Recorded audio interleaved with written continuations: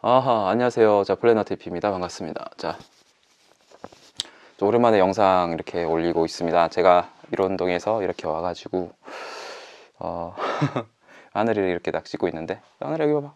어이구, 어이구, 이쁘다. 네.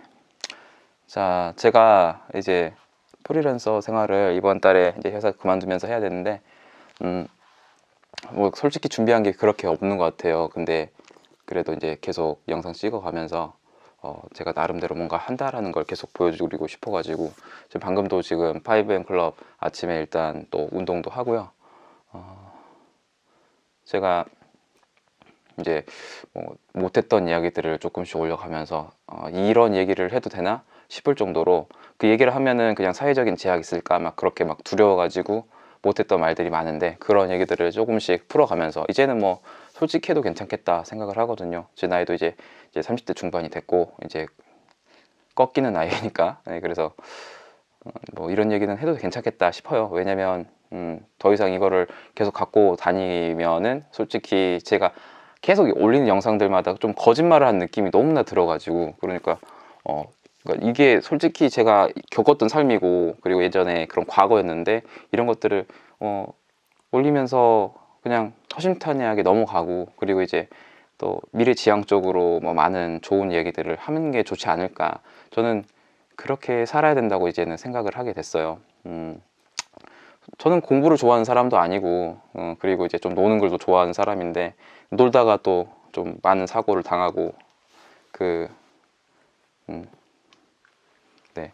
뭐 지금 이렇게 와가지고 여기서 이렇게 영상을 찍게 되는데 저는 이제 어렸을 때 얘기를 조금 들려드리고 싶어서 일단 저는 그 최근에 올렸던 영상에 제가 뭐 조울증이라는 얘기를 썸네일로 좀 넣어 봤는데 그거를 좀 많이 풀고 저는 계속적인 생활을 좀 해야 될 것 같다라고 저는 좀 생각을 해요.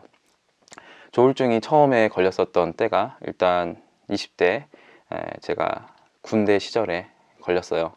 그래서 저는 그게 조울증인지 아직도 잘은 모르겠는데 그 의가사가 됐었고 그리고 또 뭐 결과물로 이렇게 나왔기 때문에 근데 저는 이제 당시 이제 군 병원에 있었을 때 정말 힘들었던 게 이 조울증 약이란 걸 먹으면은 계속 부작용으로 잠을 자게 됩니다.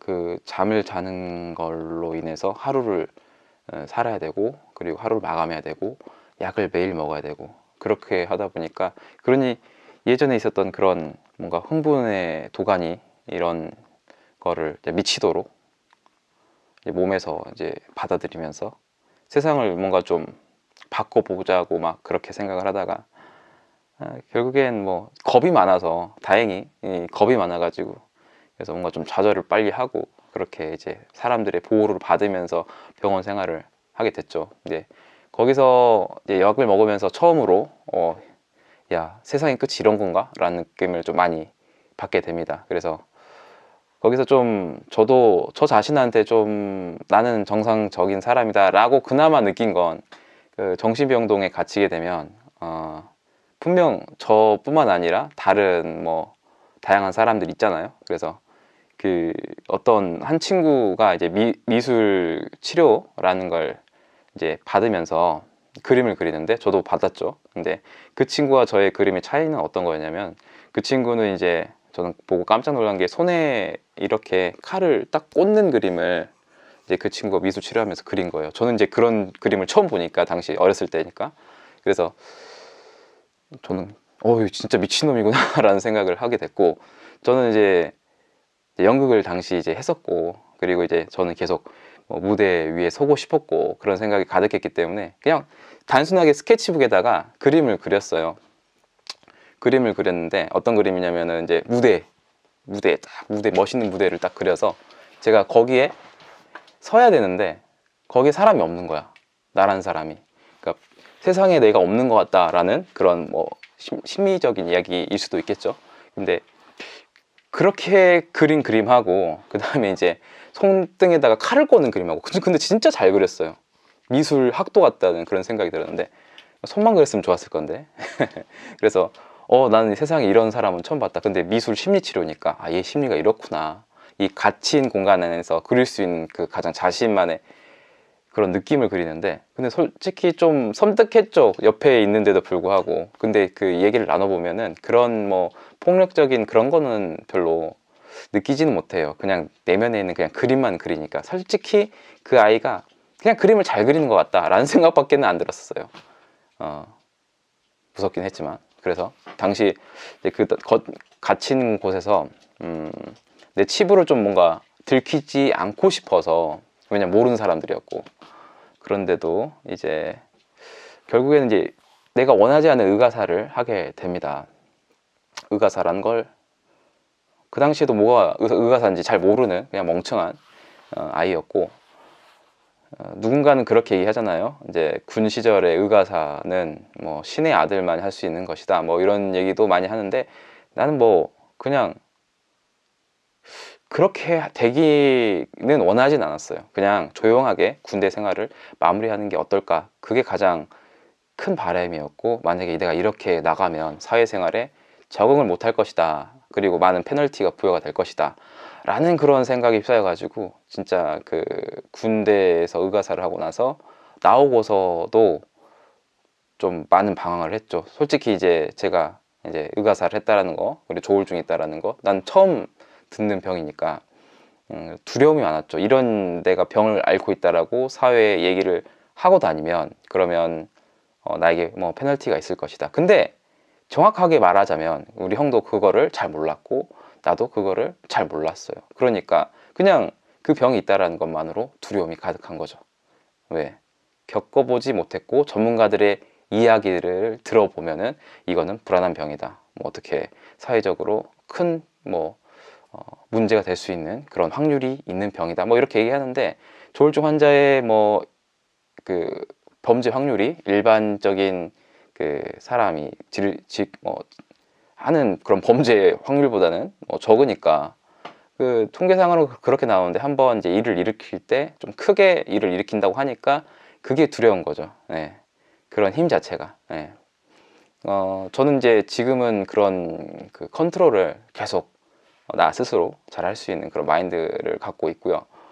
그거를 갖기 위해서 좀 더 계속적인 뭐 시행착오를 겪었고, 지금은 이제 그런 감정을 어떻게 뭐 사전에 차단할 수 있는지 개인적으로 이제 훈련을 했고, 그것을 이제 계속 적용시키고 있고요. 최근에도 뭐 그런 감정이 있었나 싶을 정도로 약간 좀 애매했을 때도 이제 그렇게 나 스스로 잘 단련을 하고 넘어갔, 이런 부분이 있었어요.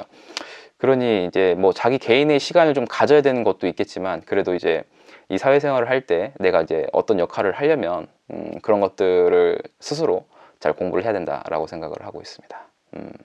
그래서 저는 이제 군 시절 때 처음으로 이제 이런 조울증에 걸렸고, 그게 무슨 병인지 모르는 상태에서 사회에 나가서 한 번 더 까파집니다. 네, 한 번 더 까파진 다음에 그 다음에 이제 이 병이 뭔지 모르니까, 내가 어떤 것에 현혹된지도 모르는 상태에서 이제 세상에 지르는 게, 그게 이제 큰 문제가 되는 부분이 생겨서 다시 병원에 들어가게 되고, 뭐 이런 반복이 되는 거죠. 거의 한 3개월, 4개월 만에, 아니 그러니까 연극을 그만두고 3개월, 4개월 만에 이제 아르바이트를 하면서 그러다가 또 다시 또 뭐 들어가고, 뭐 그러다가 한 3번 정도. 그런데 그렇게 되면 어떻게 되냐면, 나는 극복할 수 있을 거라, 처음엔 극복할 수 있을 거야. 왜냐면 그 약이라는 게 너무 이제 부작용이 심하니까, 잠만 자다 보니까 난 더 이상 이런 병에 걸리지 않을 것이다 라고 생각하면서 나는 이겨낼 것이다, 나 스스로한테 자만감을 갖게 돼요. 그러다 보니 뭐 진짜 일상생활 할 때는 문제가 안 되거든요.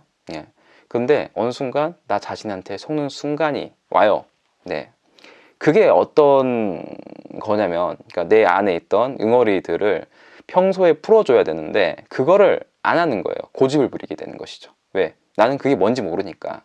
그래서 그 엉어리들이 풀어지지 않는 상태에서 그게 누적이 되면 어느 순간 우리가 야마가 돈다고 하죠. 그러니까 조증의 가장 큰 질환 중에 하나가 뭐냐면 화가 나는 거예요. 뭐냐면 내가 즐거워야 되는데 더 이상 즐겁지 못한 상태가 오니까 화가 나는 거죠. 이게 뭐 여러분들이 말하는 그런 마약의 뭐 그런 효과라고도 얘기를 하죠. 마약이 조금 들어가는데 이 마약이 이제 조금 자기한테 흥분 상태를 일으키면서 즐거움을 줘요. 그리고 이게 좀 부족하니까 계속적으로 과다한 이제 마약을 투여하게 되는 것이고요. 근데 그렇게 되는 상태에서 이제 더 큰 마약을 원하는데 그 더 큰 마약을 줄 수 있는 상태가 아닌 거죠. 경제적인 그 부분도 그렇고 법적인 부분도 그렇고 그 상황에서 자, 나는 이 즐거움을 느끼지 못하는 상황에서 어떤 감정이 들어야 되냐면 이제 화가 나는, 제가 말씀드렸던, 근데 그 화가 어떻게 컨트롤이 되냐, 예, 뭔가 좀 사회적인 관념을 부숴버리고 싶다, 내가 이런 룰 자체를, 법이라는 것 테두리 안에서 벗어나고 싶다라는 뭐 그런 얘기들이겠죠. 뭐 아무튼 그렇게 돼서 이제 화가 일단 나요. 나는데 이거를 이제 잡아낼 수 있는 그런 게 없죠. 그래서 이제 강제적인 힘을 동원해서 이 사람을 이제 리셋을 시키는 거죠. 병원에 입원시켜서. 그렇게 돼서 결국엔 뭐 약을 먹이고 그 부작용으로 인해서 잠도 많이 자고 무기력해지고 몸이 리셋이 되고, 진짜 그 순간에는 내가 이 세상에서 더 이상 앞으로 사회에 적응을 못할 그런 사람이 될까, 아니면 내가 이 곳을 나가서 분명 어떻게든 이 병을 극복해야겠다, 수많은 다짐을 하게 돼요. 네. 왜? 이 병이라는 것 자체가 설명을 할 때 원인이 그 나한테 있다라는 것보다는 태어났을 때 어떤 기형적인 어떤 뭐 그런 시스템, 이 머리에 박혀 있다 뭐 이런 식으로 얘기를 하니까 솔직히 어렸을 때 어떻게 알겠어요. 사회생활하면서 그런 조짐 있는 아이들을 알 수가 없어요. 그쵸? 사회적으로 보호받아야 되는 부분이고, 그리고 이제 태어나면서 결국에는 어떤 시점에 폭발하게 되어 있는데, 그 폭발하게 되어 있는 시점에서 자기도 모르니까, 자기도 제어를 할 수가 없으니까, 그게 마약과도 같은 부분이라고 하는데, 사실 저는 그런 마약도 즐겼다고 해야 되나요? 그러니까 뭐 즐겼다라고 할 수는 없어요. 왜냐면 그게 뭔지 몰랐으니까. 그러니까 어떤 사람은 그걸 마약처럼 즐겨서 중독이 되는 경우도 있는데, 저 같은 경우는 너무 두려웠어요. 난 그거 자체를, 그러니까 뭔가 좀 뭐 그 이런 흥분하는 감정을 느끼는데, 아, 이거는 당연해야 된다 라는 생각으로 흥분을 한 거지.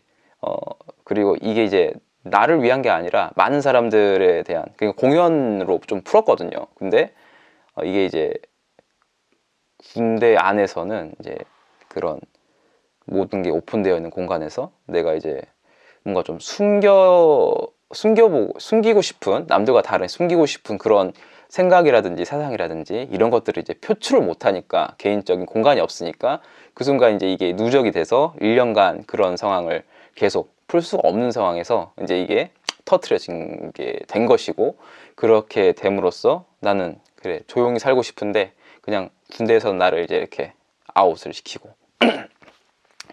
이제 그렇게 사회생활을 하게 됐는데, 결국에는 또 사회생활에 이제 적응을 잘 못하면서 어떻게든 내가 뭐 나를 이겨보겠다 싶었는데 결국엔 또 나한테 치고 계속 져보니까 이제 더 이상은 질 수가 없겠구나. 왜냐면 어떻게 하다 보니까 질 수 없게끔 만들었냐, 가장 큰 건 경제예요. 그 우리가 정말 이 정신질환의 가장 큰 이유가 하나 있다면 이 경제라는 관념이라고 저는 생각을 하고 있거든요. 네, 행복지수가 가장 높은 나라가 어디입니까? 우리나라는 아니죠. 근데 경제가 그렇게 발전하지 못한 뭐 아프리카라든지 뭐 다양한 뭐 후진국들이라고 하는 그런 나라들, 모르겠어요. 뭐 선진국 중에서도 뭐 행복한 나라가 있죠. 근데 그나마 이제 우리나라처럼 이렇게 경제를 좀 빡빡하게 좀 많이 공부를 해야 되고 뭐 사회생활에 많이 치여야 되고 그런 나라에서는 좀 행복지수가 낮고 경제적인 압박으로 좀 많은 사람들이 힘들어하는 그런 나라에서는 결국에는 뭐 정신질환이 많을 수가 밖에 없다. 그리고 이 정신질환이라는 게 옛날에는 일본이 많았다고 하죠. 자살도 율도 뭐 일본도 많았고, 근데 지금은 이제 한국이 뭐 2위, OECD 2위 뭐 이렇게 얘기가 나오죠. 왜 그럴까요? 네, 경제가 발전했기 때문에 그런 거죠. 근데 경제가 발전했으면서 왜 머리에 문제가 많아졌을까요? 당연히 뭐 사람을 개량화시키려고 하는, 그리고 또 선진국에 맞춰서 그거에 맞는 목표를 계속 주었기 때문에, 예, 넌 할 수 있어, 넌 할 수 있어, 너만 하면 되는 거 아니야, 나는 이미 이 자리에 있으니까, 뭐 계급적인 의식이 있어서 그렇다고 저는 생각을 하고 있거든요. 정신병이라는 게 그런 쪽에서 오게 된다라고 저는 생각을 하고요. 그러니까 자유주의랑 뭐 자본주의 뭐 여러 가지 이야기가 있지만 저는 그런 거 다 둘째 치고 그냥 뭐 이런 부분을 좀 잘 적응해 나갈 수 있는 그런 이야기를 좀 하고 싶어요. 솔직히 그러니까 저는 이런 그 경제적인 상황을 뭔가 좀 타개할 수 있도록 노력을 많이 했었던 사람인데, 근데 정신적인 문제로 인해서 왜 이렇게 살아야 되는지 좀 고민도 많이 하고 그러다 보니 결국에는 뭐 여러 번 까파지면서 경제적인 손실을 많이 봐요. 수중에 2,000원이 있을 때까지 나는 이렇게 생활을 합니다. 계속 정신적인 질환을 겪게 되죠. 근데 이 정신적인 질환도 계속적으로 겪게 되면은 어느 순간 장애가 옵니다. 저는 개인적으로 이 질환으로 인해서 어떤 그 플라시보 효과를 얻게 됩니다. 뭐 어떤 거냐면 갑작스럽게 좀 뭔가 좀 안 좋은 생각이 떠오른다라거나 내가 좀 나 자신한테 뭔가 좀 컨트롤할 수 없는 그런 상황이 온다라고 했을 때 잠이 와요. 원래는 이제 조울증 약을 먹으면 잠이 왔었는데 이제는 그 약이 없어도 충분히 나는 이런 상황이 왔을 때 더 이상 여기서 내가 무엇을 하면 안 되겠구나 라는 생각을 하면서 잠을 자게 됩니다. 이렇게 얘기를 오래 하게 되는데 이 영상을 올지는 모르겠어요. 요즘에 영상 올리는데 막 몇십 분씩 올리고 있는데 그건 좀 안 좋은 것 같고, 개인적인 유튜브니까 그냥 올렸으면 좋겠는데 솔직히 저도 유튜브를 관리하고 있는 입장에서 다시 한번 생각을 해보고 영상을 올릴 수 있도록 하겠습니다. 사실 그 말하는 연습을 계속 하고 있거든요. 그러니까 조울증에 걸리면은 좀 두서가 없고 그리고 이제 얘기에 초점이 없고 그런 부분이 있다고 하니까 그걸 좀 타개하려고 말하는 연습을 계속 하면서 내가 어떤 말버릇이 있는지 계속 연구를 하고 있어요. 이 말을 많이 써요. 제가 솔직히 사실 제가 계속 거짓말을 하고 있다라는 거를 은연중에 계속 노출을 하고 있는 거거든요. 어떤 이유냐면은 뭐 내 과거가 떳떳하지 못하다라는 거를 은연중에 얘기를 하는 거라고 저는 보고 있어요. 많은 전문가들이 그렇듯이 솔직히랑 사실 뭐 그리고 객관적으로 보면 뭐 예를 들어 보면 이건 그런 말을 많이 하시는 분들은 그러니까 직관적이지 못하다는 것이죠. 좀 솔직하지 못하고 뭔가 좀 깔아둔 게 있고, 그리고 이 말을 하면 누군가는 상처를 받을 것 같다 이런 생각을 많이 하게 되는 것이고, 그러니까 나도 그런 거죠. 내가 갖고 있는 생각들이 남들한테 얘기가 되면 상처를 많이 받을 것이다. 반대로 나는 그냥 내가 상처를 받는 것이다 라고 느낄 수도 있는 것이고요. 이렇게 뭐 심리적인 얘기를 좀 계속을 해봤으면 좋겠다. 그러니까 그런 심리적인 얘기를 먼저 하려면 내 자신부터 밝혀야 된다. 그게 좀 더 명확한 것 같습니다. 그러니까 이제 이런 심리 자격증을 갖고 있는 사람들, 뭐 전문 교수님들, 그런 분들이 이제 전문적인 얘기를 하잖아요. 근데 내가 뭐라고, 뭔 사람이길래 심리적인 얘기를 좀 더 할 수 있는지, 그거는 그러니까 경험이거든요. 저는 이제 그런 경험을 했고, 그러다 보니까 그런 얘기가 바탕이 되지 않으면 난 더 이상 말을 할 때 솔직하지 못할 것 같구나, 그런 생각을 하고 있습니다.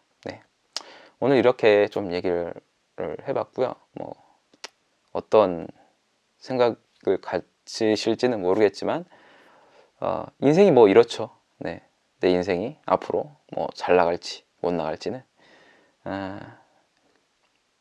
자신감입니다. 그 자신감을 갖기 위해서 가장 중요한 건 솔직함이고요. 과거였고 지금은 안 그런다, 자신 있다, 뭐 이런 것들, 드디어 뭐 때가 왔다, 뭐 이런 식으로 여러분들 뭐 삶을 잘 포장해 나가길 바랍니다. 감사합니다.